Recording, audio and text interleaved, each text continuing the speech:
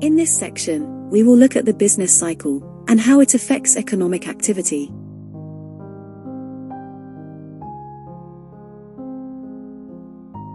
Let us define the terms associated with the business cycle.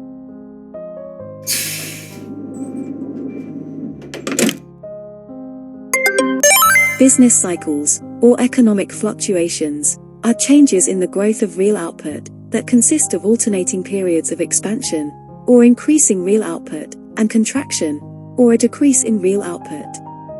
Whereas actual output in most countries around the world develops over extended periods of time, output growth is uneven and irregular almost everywhere.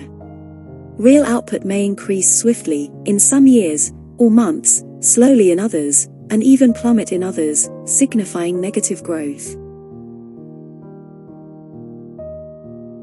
From now on, the business cycle will be comprehensively addressed.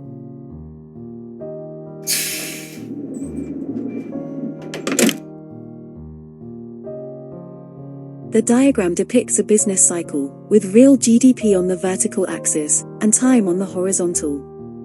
GDP is calculated in real terms, therefore, the vertical axis measures changes in the volume of production generated after the impact of price changes is removed. The diagram depicts a straight line intersecting the cyclical line. This illustrates average growth over extended periods of time, a number of years, and is referred to as the long-term growth trend. When cyclical fluctuations are eliminated, the long-term growth trend indicates how output develops over time. As shown in the diagram, real GDP obtained fluctuates around potential GDP, and this is referred to as actual growth. Potential output, often known as potential GDP, is the output represented by the long-term growth pattern. Each cycle has the following phases. 1. Expansion period. An expansion occurs when there is a growth in real GDP, as indicated by the upward-sloping sections of the curve in the diagram.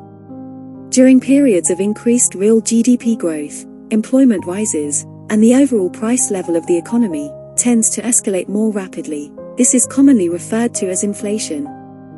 2. Peak. A peak demonstrates the highest possible real GDP of the cycle and signals the conclusion of the boom.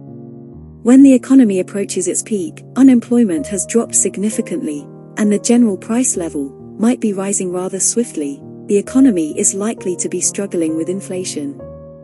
3. Contraction. After the peak, the economy starts to undergo decreasing real GDP, negative growth, as indicated by the curve's downward slope.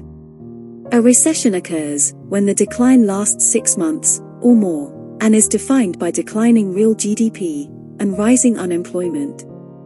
Rises in the price level may halt significantly, and prices in some areas might even begin to fall. 4. Trough. A trough signifies the minimum level of GDP during the cycle, or the end of the contraction.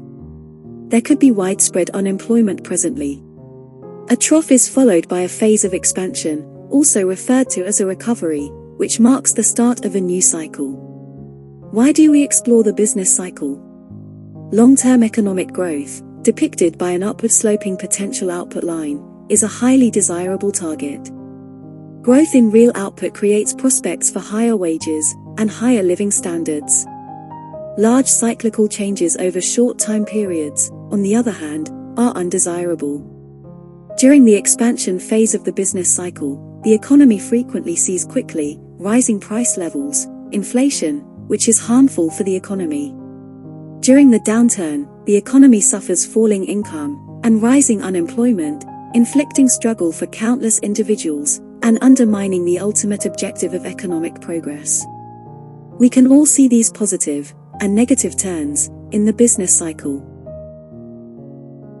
Finally, as shown in the diagram, when a country's macroeconomic policies are successful, the fluctuations surrounding the straight-lined potential growth will be narrowed.